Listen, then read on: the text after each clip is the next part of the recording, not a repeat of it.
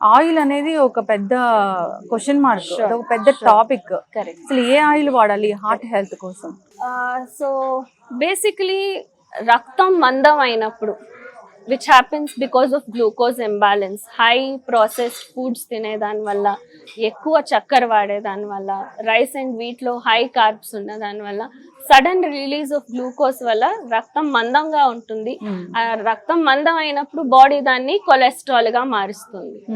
So we think fat వస్తున్నది మేము తింటున్న ఆయిల్ ఫ్యాట్ నుంచి అని, కానీ that is only 30%, which is also important, will speak about that. But 70% cholesterol బాడీలో వస్తున్నది మీ లివర్ గ్లూకోజ్ ఎక్కువ అయిన దాన్ని కొలెస్ట్రాల్ గా మారుస్తుంది. So unless we correct the glucose imbalance by avoiding highly processed and sugar ఉన్న ఫుడ్స్ ని అవాయిడ్ చేయకుండా ఉంటే, మీరు బెస్ట్ ఆయిల్ వాడినా కూడా బాడీలో కొలెస్ట్రాల్ వస్తుంది. సో ఆ 70% ని first we have to take care by eating millets, not eating rice, wheat, sugar and maintaining good glucose levels in the body. So అది ఫస్ట్ స్టెప్ ఉంటుంది. రెండోది of course our cooking oils, refined oils లో we are not having pure oils into our body, so that is also a huge contribution. So దానికి బదులుగా ఎద్దుగానుగ నూనెలు, మన పూర్వీకులు నిదానంగా ఏదే రకమైన కంటామినేషన్ లేకుండా వేరే వేరే నూనె పదార్థాలు, అది పల్లీలు కావచ్చు, ఆవాలు కావచ్చు, కొబ్బరి నూనె కావచ్చు, నువ్వుల నూనె కావచ్చు, సో వేరే వేరే దాంట్లో వేరే వేరే మంచి గుణాలు ఉంటాయి. సో రొటేషన్లో more than the oil seed, ఆ process of extraction is what we need to concentrate on. So ఎద్దుగానుగల్లో నూనె తీసినప్పుడు దాంట్లో ఉన్న పోషకాంశాలు ఏది డిస్ట్రాయ్ కావు and no free radical addition అక్కడ జరగదు.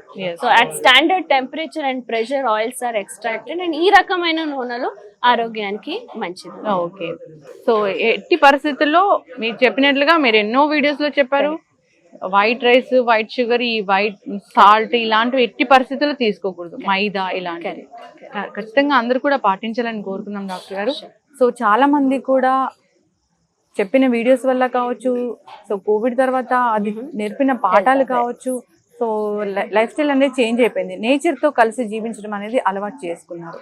సో ఫైనల్గా శారీరక శ్రమ అంటే ఫిజికల్ యాక్టివిటీ అనేది ఎలా ఉండాలి, ఎలా ఉంటే మనం ఆరోగ్యంగా ఉంటాం? వాకింగ్ కావచ్చు, జిమ్కి వెళ్ళడం కావచ్చు, యోగా కావచ్చు, ఓవరాల్గా ఈ ఫిజికల్ బాడీ అనేది దేవుడు క్రియేట్ చేసినదే ఎక్సర్సైజ్ చేయడానికోసం. అంటే ఎస్పెషలీ ఈ హ్యూమన్ బాడీ డిజైన్ ఉండేది, it is meant to walk. From 4-legged creatures we became 2-legged human beings. So నడచడం అనేది మన బాడీకి అవసరం ఉన్న ముఖ్యమైన ఎక్సర్సైజ్. దాని తర్వాత మీరు యోగా అయినా చేయొచ్చు, స్పోర్ట్స్ చేయొచ్చు, జిమ్కి వెళ్ళచ్చు, స్విమ్మింగ్ చేయొచ్చు, ఆల్ దట్ ఇస్ సెకండరీ.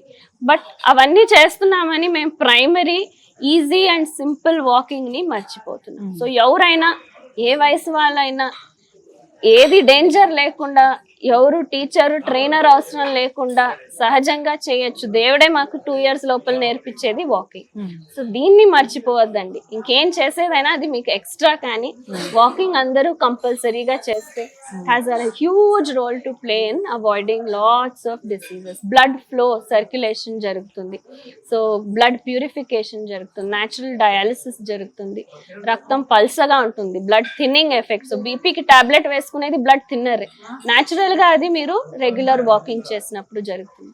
ప్రతి ఒక్క మజిల్ కి ఎక్సర్సైజ్ అవుతుంది, ఏ దానికి ఓవర్ స్ట్రెయిన్ కాకుండా ఉంటుంది. That is walking. So if not anything else, please make it a habit to regularly walk. At least వారానికి 5 రోజులు చేసినా కూడా దాని బెనిఫిట్స్ మీకు దొరుకుతాయి. Morning and evening any time is okay. Empty stomach is important. అంటే తిన్న వెంటనే మీరు చేస్తుంటే ఒక సైడ్ మీరు కార్బ్స్ ని, గ్లూకోజ్ ని బర్న్ చేసే ప్రయత్నం చేస్తుంటారు, ఇంకో సైడ్ మీరు దాన్ని you are flushing it into your blood because you have eaten. So అప్పుడు మీకు ఆ ఎక్సర్సైజ్ ఎఫెక్ట్ ఉండదు. So empty stomach early morning best suited time. Sun rays కూడా దొరుకుతాయి, విటమిన్ డి కూడా దొరుకుతుంది. So that would be an ideal time. But ఈ city లైఫ్లో పనికి వెళ్ళాలి, స్కూల్కి పంపించాలి, ఆఫీసు, ఇదంతా ఆ టైంలో జరగలేదంటే then it's better not to మొత్తం దాన్ని చేయకుండా ఉండేదానికంటే evenings is also a good time. So lunch మీరు 1 o'clock చేశారంటే ఈవినింగ్ 5:30, 6 కూడా మీకు మంచి టైమే వాకింగ్ చేసి. నేను సిరిధాన్యాలు తింటే ఎలా అవుతుందో అనే ఆ టెన్షన్ ఉండేవాళ్ళు, వీక్ డైజెషన్ ఉండేవాళ్ళు సామల్ అంబలితో ఒక 1 week 2 weeks అలవాటు చేసుకుని then they can adapt millets into rice form, roti form and dosa form ఆ రకంగా చేస్తారు. డాక్టర్ గారు మీరు చెప్పినట్లుగానే గట్ హెల్త్ సమస్య ప్రతి ఒక్కరికి ఉంది. రకరకాల యాంటీబయాటిక్స్ వాడాము, రకరకాల జంక్ ఫుడ్స్ తీసుకున్నాము, గట్ హెల్త్ పాడైపోయింది. సో గట్ హెల్త్ కోసం ఏమైనా టిప్స్ ఉన్నాయా? So first thing prebiotic condition అంటారు. అంటే ఈ గట్ మైక్రోబ్స్ కి ఫేవరబుల్ కండిషన్ అంటే మీకు ఇంటెస్టైన్లో ఎప్పుడైతే బాగా ఇన్సాల్యుబుల్ ఫైబర్ ఉంటుందో they will grow easily, which of course మా మిల్లెట్స్లో ఫైబర్ బాగా ఉన్నదానికన్నా ఎప్పుడైతే మీరు మిల్లెట్స్ వాడతారో ప్రీబయోటిక్ కండిషన్ సెట్ అయిపోయింది. సో సిరిధాన్యాలతో అంబలి చేసుకున్నప్పుడు రెగ్యులర్గా you are giving your body a dose of the good bacteria so that అక్కడ బాగా పెరిగి మీకు గట్ హెల్త్ ఇంప్రూవ్ అవుతూ వస్తుంది. సో ఖచ్చితంగా అందరికీ వి సజెస్ట్ డైలీ 1 glass అంబలి తాగితే బాగా తొందరగా మీరు రికవర్ అయ్యేదానికి హెల్ప్ అవుతుంది. ఇట్స్ లైక్ దేహం లోపలికే డాక్టర్ని మీరు తీసుకెళ్ళిపోయినట్టు ఉంటుంది. So they are alive bacteria and మీ బాడీలో ఎప్పుడు they are 24/7 collecting signals from every part of your body. ఎక్కడ ఏం ప్రాబ్లం ఉంది అనేది అవి డయాగ్నోస్ చేసి ఏదో ఇక్కడ తక్కువ ఉందంటే ఇమ్మీడియట్ గా ఆ న్యూట్రియంట్ అబ్జార్ప్షన్ ని పెంచి అక్కడికి సప్లై చేసేలాగా that is how complex they work the gut bacteria.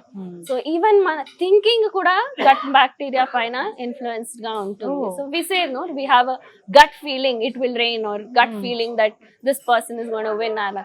So ఆ గట్ ఫీలింగ్ అంటే ఏంటి? It is our bacteria sending signals to the brain influencing our thoughts and the way we think. So మంచి gut bacteria ఉంటే మనసు కూడా చల్లగా ఉంటుంది, stress తగ్గుతుంది, we will have calm and peaceful state of mind if we have a good gut bacterial biome. Ma'am general గా stress లేనిది ఎక్కడ చెప్పండి?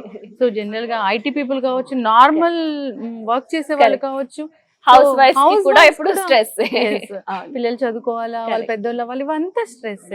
అసలు స్ట్రెస్ లేని లైఫే లేదు. సో నార్మల్ గా ఈ స్ట్రెస్ తగ్గించుకుని హ్యాపీగా ఉండాలంటే ఒక 2-3 సూత్రాలు అంటే ఏం చెప్తారు?